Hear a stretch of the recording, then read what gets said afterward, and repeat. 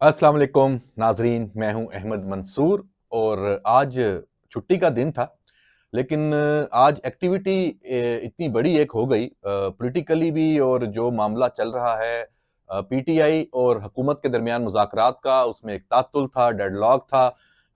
उसकी दो वजूहात थी, दोनों जानिब से कुछ ऐसी शराइत थी जिन पे पेशरफ नहीं हो रही थी, और जो तहरीक इंसाफ की मुज़ाकराती कमेटी है उसका ये कहना था कि हम इसमें तब आगे बढ़ सकते हैं जब हमारी बानी पीटीआई इमरान खान से मुलाकात का एहतमाम हो जाएगा, और मुलाकात कुछ ऐसे माहौल में होगी जहां हम अपनी मुशावरत अच्छे तरीके से कर सकें। दो तीन मरतबा इस हवाले से तारीखें आई कि आज मुलाकात होगी, लेकिन वो नहीं हो सकी थी। फिर जो स्पीकर अयाज सादिक हैं, जो एक तरह से मिडल मैन का किरदार अदा कर रहे हैं दोनों जानिब से, उन्होंने इसमें अपने आप को गैर जानिबदार रखने की कोशिश की है।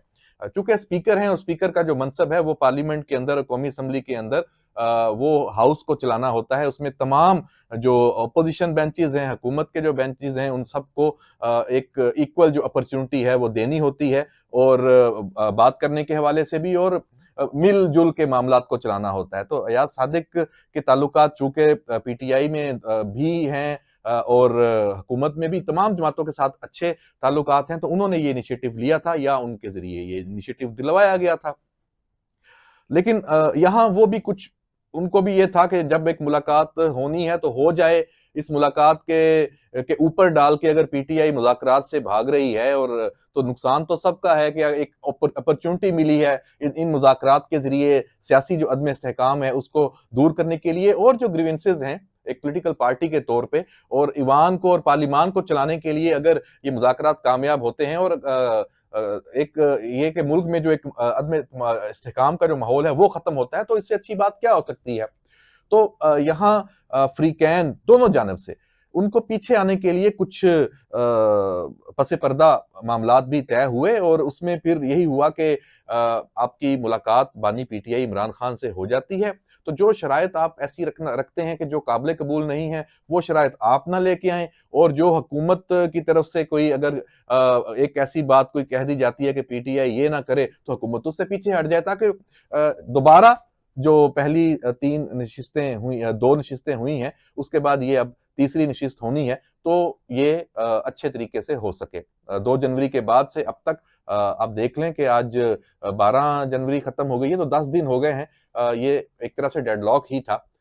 तो अडियाला के जनाब आज इतवार के दिन दरवाजे खुल गए, और वहाँ क्या हुआ, वहाँ बड़ी अच्छी दिलचस्प जो खबरें हैं वो सामने आ रही हैं। अली अमीन गंडापुर की एक तो मुलाकात बानी पीटीआई इमरान खान से अलहदा भी हुई है। वो उसी तरह जैसे अपने लाओ लश्कर के साथ आते हैं, वो आज भी आए पूरे प्रोटोकॉल के साथ। उनकी गाड़ी भी जनाब अंदर तक गई, जेल के दरवाजे खुल गए, और जाके उन्होंने बानी पीटीआई से मुलाकात की। इस मुलाकात में कुछ जुमलेबाजियां भी हुई हैं, उस पर भी आपसे बात करते हैं।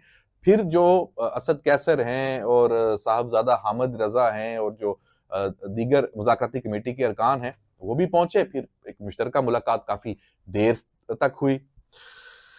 उसके बाद जब उसका ऑफिशियली, अभी पहले ऐलान की बात कर लें, तो हामिद रजा जो तर्जुमान भी जिनको बनाया गया है, उन्होंने बाहर आके वही अपनी पुरानी सारी कहानियां कि ये क्यों मजाक हमें मिलने नहीं दिया गया। आज की मुलाकात में भी माहौल जिस तरह का वो चाह रहे थे, उन्होंने उस पर भी इतराज किया कि हमें वो माहौल तो नहीं मिला। अब जेल में आपकी मर्जी का माहौल कैसे मिल सकता है, ये जाहिर सी बात है, काफी एक मुश्किल काम है। लेकिन बहरहाल जी, आपके लिए एतवार को दरवाजे खुल गए हैं, तो इसका मतलब है हुकूमत भी संजीदा है, एस्टेब्लिशमेंट भी है, तमाम फ्री कैन जो है वो ऑन बोर्ड है। वो चाहते हैं कि ये अमल अच्छे तरीके से आगे बढ़े, और अगर आप कुछ इसमें से निकालना चाहते हैं तो निकालें। अगर आपको मुलाकात को रुकावट बनाना चाहते हैं, लो जी, तो मुलाकात हो गई है, अब तो ये मामला खत्म हो गया ना, आपने मुशावरत कर ली है, तो अब चले आगे, चले देखते हैं कि आप क्या कहते हैं। तो बानी पीटीआई ने जनाब शर्त ये रखी है, शर्त क्या रखी है, सब कुछ वापस ले लिया। अब कहा यह है कि जुडिशियल कमीशन बना दिया जाए 9 मई पे और 26 नवंबर पे, और उस पे भी उन्होंने कोई ये जोर नहीं दिया कि किसकी कौन हो जुडिशियल कमीशन को हेड कौन करे। बस ये कहा कि सीनियर मोस्ट जो जुडिशरी से हैं वो इसको हेड करें, और ये मामला फिर चले डेफिनेटली। अब व्यूअर्स, ये जो जुडिशियल कमीशन वाली शर्त है, ये तो बहुत लंबी तारीखें हैं। अब ये जुडिशियल कमीशन फर्ज करें बनता है, हुकूमत बना देगी, उसको इसमें कोई मुज़ायका तो नहीं है, क्योंकि उनके पास तो सारे सबूत हैं, अगर वो कह रहे हैं और चीजें मौजूद हैं, उनको अपने आप पे इत्मीनाद है और जो कुछ हुआ है उन्होंने वो पेश कर देना है। और हुकूमत के पास तो ज़राए मौजूद होते हैं सब कुछ पेश करने के लिए, अपना मौक़िफ़ देने के लिए। अपोजिशन के लिए प्रॉब्लम होगा ना, तहरीक इंसाफ के लिए एविडेंस देना, चीजें अपने आप को बरी ज़िम्मा करार देना उनके लिए मुश्किल होगा ना। तो बहरहाल ये जुडिशल कमीशन अपने पाँव पे कहीं कुल्हाड़ी तो नहीं मार रही, तहरीक इंसाफ ये एक अलहदा बहस है। तो जब ये बन जाता है तो ये तो फिर इसकी तारीखें होंगी, इसके पहला इजलास होगा, टीओआर रखे जाएंगे, फिर इसमें गवाह आएंगे, मुख्तलिफ अदारों के जो लोग हैं, रिपोर्ट्स आएंगी, ये तो कई महीनों पे काम चला जाता है। बल्कि पाकिस्तान में ऐसे जुडिशियल कमीशन हैं जिनकी रिपोर्ट्स तो कई सालों बाद आई हैं। तो और इमरान खान और पीटीआई ये सब कुछ जानती है, तो इसका मतलब ये है कि ये सिर्फ ढकोसला है। ये जुडिशियल कमीशन असल कहानी और है, वो बात वही है जो रिलीफ वाली अपने मुंह से नहीं कहते। इनको निकलना है डियाला से इमरान खान को, इसके अलावा इस वक्त कोई और इनका मतमा नजर नहीं है। इस वक्त उनको सिर्फ और सिर्फ इतना सा रिलीफ चाहिए कि इमरान खान को किसी तरह से कोई डील शील करके मानना हमने नहीं है, अपने मुंह से नहीं कहना, लेकिन एंड रिजल्ट यही लेना है कि बनी गाला में शिफ्ट कर दें या किसी और मुल्क में कर दें या किसी और जेल में कर दें, केपीके में कर दें, हाउस अरेस्ट कर दें, कोई और रास्ता निकाल लें। क्यों?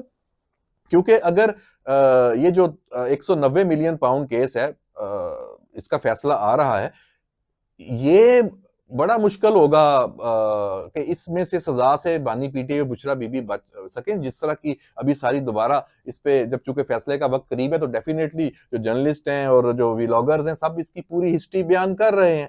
तो उसमें तो अब सबके सामने एक ओपन मामलात हैं कि यहां से बचना तो बहुत मुश्किल है। अब ये बातें भी हो रही हैं कि जनाब अगर इसमें वो बचते हैं, इनको क्लियर कर दिया जाता है, तो इसका मतलब तो फिर पक्की पक्की डील के तहत ही हुआ है, उसमें फिर जुडिशरी इसका मतलब है कि ऑन बोर्ड होगी। ये तो लोग अब ये बातें कर रहे हैं ना, हम तो फैसले के से पहले इस तरह की बातें करना मुनासिब नहीं है, करनी भी नहीं चाहिए।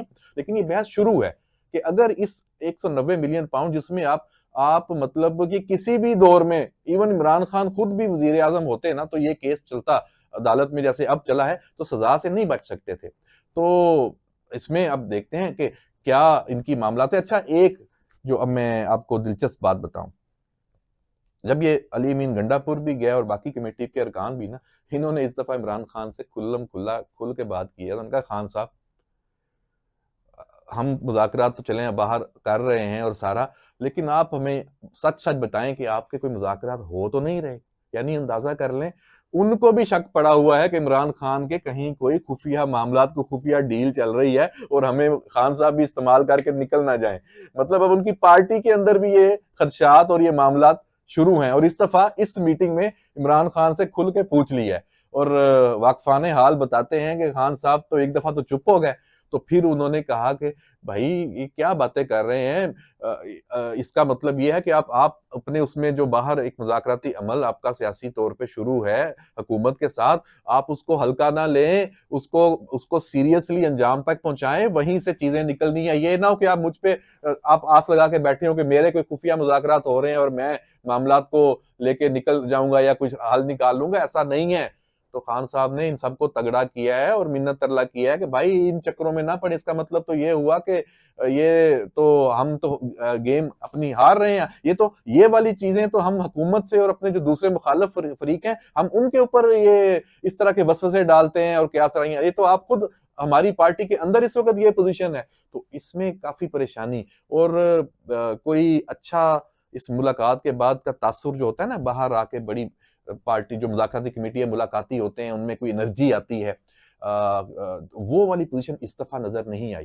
काफी परेशान सारे चेहरे, और कहते हैं ना काट खाने को दौड़ रहे हैं, सवाल साफी करते हैं तो उसके जवाब में भी मतलब आए बाएं शाएं और थोड़ा गुस्सा भी होना। तो इस दफा हालात कुछ लगता है कि काफी परेशानी है, क्योंकि एक तो प्रेशर 190 मिलियन पाउंड केस का, क्योंकि वो मौके पे आया हुआ है, वो हो चुका है। उसके अलावा जो भी इन्होंने अटैक किए हैं वो सारे नाकाम हुए हैं। और आप ये भी जानते हैं कि जो अभी ट्रंप 20 जनवरी को आना है, तो ये भी इनके लिए था कि माहौल बनेगा, और पता नहीं इन्होंने इसके ऊपर बड़ी इन्वेस्टमेंट की। वो शहबाज गिल ने मालशाल भी शायद बनाया है इसमें, और भी जो बाकी लोग बाहर बैठे हुए हैं, वो रिचर्ड ग्रैनियल को लेके आए थे, वो भी साइड पे शायद लगता है हट गया है, और भी जितनी लॉबिंग फर्म्स वगैरह बनाई थी। तो वो ट्रंप की जो पॉलिसी, ट्रंप के तो अपने चक्कर हैं, ऊपर से वहां पे देखें इतना बड़ा एक अलमिया आ चुका है। वो ट्रंप का तो अगला इक़्तिदार में आते ही सारा जो वो है ना, वो कैलिफोर्निया में जो ये आग लगी है उस पे उसका फोकस हो जाना है। और उसके अलावा जो मशरक़ वुस्ता के मामलात हैं और इंटरनेशनल इश्यूज हैं, यूक्रेन है, यूरोप के साथ मामलात हैं, वो तो वहां फंसेगा। वो इमरान खान को डियाला से कैसे निकालेगा? तो अब ये भी फिक्र कि ट्रंप कार्ड तो बढ़ चुका है हमारा, उनको पता लग गया है। तो इधर इस कमेटी में से अली मीन गंडापुर ने भी इमरान खान से कहा कि खान साहब, मैं आपको एक बात बता दूं, आप बड़े उस पे होपफुल हैं, लेकिन इस ट्रंप पे तकिया ना करें, कोई और प्लान ए बी सी और सोचें। ये हमारे पास इस वक्त जो लोग हमें नुकसान पहुंचा रहे हैं। अली मीन गंडापुर ने बहुत ज्यादा इस दफा इमरान खान को कहा है कि ये जो सोशल मीडिया और ये जो आपके बेतुके बयानात, ये हमें बड़े प्रॉब्लम हमारे लिए बन रहे हैं। हम इस वक्त मुश्किल में, हमें ये समझना चाहिए हमारा हाथ ऊपर नहीं है, हम नीचे लगे हुए हैं और मुसलसल लगते जा रहे हैं। तो इस वक्त गिव एंड टेक में हमें कुछ देना है, हमें कुछ सरेंडर करना है। यही इस तरह के मुज़ाकरात का हुस्न होता है, वरना ये मुज़ाकरात कामयाब नहीं होंगे और हमारे हक में नहीं जाएंगे, हालात हमारे और बिगड़ते जाएंगे। तो सुना यह है कि इमरान खान को ये पहली मर्तबा हुआ है कि जो मुज़ाकराती कमेटी है और अली अमीन गंडापुर है, खासा डरा कर आए हैं। तो अभी बहुत सारी इसमें बातें सामने आएंगी कि क्या इन्होंने किया है। और इसका जो पहला जो रिएक्शन है वो यही होना है कि जब ये अब अगली नशिस्त मुज़ाकरात की होनी है अगले 2 दिनों में, ज़ाहिर सी बात है टाइम ये तय हो जाएगा। तहरीरी तौर पे इमरान खान ने कह दिया कि आप तहरीरी तौर पे जो शराइत हुकूमत की हैं, मुतालबात की, वो दे दें, मेरी तरफ से नहीं है। उमर अयूब उस पर दस्तखत कर दे बतौर अपोजिशन लीडर। हुकूमत के लिए भी इशू नहीं है, उमर अयूब के पास एक पोजीशन है अपोजिशन लीडर के तौर पे, तो वो समझा, तो सबको पता है कि इमरान खान की जानिब से ही जाएगा, एक चलो डॉक्यूमेंट तो आ जाएगा। तो बहरहाल ये मामला भी एक विन विन सिचुएशन है, ये यहाँ पे हो गई है। इनको तहरीरी तौर पे मुतालबात हुकूमत को मिल जाएंगे जो इनकी शर्त थी मुज़ाकरात जारी रखने के लिए, और हुकूमत इनको जुडिशल कमीशन दे सकती है। तो गेम ऑन है। तो लेकिन ये लंबा चलेगा, ये 31 जनवरी की डेडलाइन शेडलाइन को भूल जाएं, ये बड़ा लंबा चलना है। और इनको अभी से इमरान खान ने इनको ये भी कहा है कि बानी पीटीआई ने, मेरे जो जराए मुझे बता रहे हैं पीटीआई के अंदर से, कि इन्होंने अपने वुकला ये इलेक्शन वगैरह में भी बिजी थे, तो उसमें बार काउंसिल्स के जो डिस्ट्रिक्ट लेवल पे हुए हैं, तो उसमें इमरान खान ने कहा है कि भाइयों, ये जो इस्लामाबाद हाई कोर्ट है, इसके ऊपर ये अभी 190 मिलियन पाउंड केस है, इसके ऊपर पूरी जो अपील हमने दायर करनी है उसकी तैयारियां शुरू कर दें, और उसमें रिलीफ वहां से हमें लेना है और इस्लामाबाद हाई कोर्ट से ही मिलना है, तो सुप्रीम कोर्ट का ना सोचें। और ये जो चीज बता रही है कि उनको 100% श्योर है कि, चूंकि देखें, जब उनको नहीं पता तो किन को पता है, इसलिए उनको यकीन है कि इसमें सजा तो होनी है, हम ये कर चुके हैं। और भाई, अलकादर यूनिवर्सिटी की ये जो जमीन है 458 कितने केनाल, ये किधर लेके जाएंगे? जो पैसे ट्रांसफर हुए मलिक रियाज से, अतिया पर कितने 250 के करीब मिलियन जो हैं, वो किधर जाएंगे? ये चीजें ऐसा, मतलब इनके वो ना, मैं पहले भी कह चुका हूं कि ये गले का फंदा बना हुआ, ये बड़े परेशान है, इससे ये जान नहीं छुड़ा सकते। अब ये सिर्फ एक ही है ना कि ये वो है, चैरिटी है और फलां है, तो भाई चैरिटी भी किसी डील के नतीजे में मिलती है, तो वो चैरिटी, और उस चैरिटी के सारे बेनिफिशियरी आप खुद होते हैं। तो इतना बड़ा ये एविडेंस है, ये इसको कहां लेके जाएं, कहां छुपाएं? ये अलकादर यूनिवर्सिटी, अलकादर ट्रस्ट जो है, तो ये तो बड़ा मामला इनको और इमरान खान को पता है, इसीलिए वो कह रहे हैं कि इसमें कोई रास्ता निकालें और इस्लामाबाद हाई कोर्ट में ले जाएं, वहां से जमानत वगैरह के लिए कोशिश करेंगे और सारा, तो वो अगला मरहला है। अब यहाँ पे शर्तें लगना शुरू हुई हुई हैं। जाहिर सी बात है, पाकिस्तान जैसे मुल्कों में, दुनिया में ऐसे होता है, इस तरह के केसेस में जो हाई प्रोफाइल होते हैं, कि सजा होगी नहीं होगी, होगी तो कितनी होगी, कोई 10 साल कह रहा है, कोई 14 साल कह रहा है, और उसको लेके जो दूसरा, जो उनके पीटीआई के जो लोग हैं, यूट्यूबर्स भी हैं, जो उनके हामी जर्नलिस्ट भी हैं, वो इसको लेके कह रहे हैं जी इनको पहले ही पता लग गया सजा का और फलाना। तो भाई, हर जुर्म की सजा मैक्सिमम कितनी होनी है पहले से लिखा हुआ है, ठीक है, कितने से कितने तक होनी है, तो इसमें कोई इतनी बड़ी बात नहीं है। ये बेवकूफ़ी है लोग जो कहेंगे कि आप इस तरह के तुक्के लगा रहे हैं, तो आपको पैसे पहले से कहीं से बता दिया गया है। तो जनाब, ये वो केस है जो इतना क्लियर है कि इसमें सजा ट्रायल कोर्ट ने, और जिस तरीके से इसको लेके गए हैं, ये होनी ही होनी है। तो नाजरीन, मुज़ाकरात की कहानी भी आपको बता दी, और 190 मिलियन पाउंड का जो मैंने एक टच है वो भी इसमें लगा दिया। और बानी पीटीआई काफ़ी परेशान है। ये आज की रात उनके लिए काफ़ी मुश्किल होगी। शायद नींद भी ना आए। तो देखते हैं कि आगे क्या होता है। इजाजत दीजिए, अल्लाह हाफिज।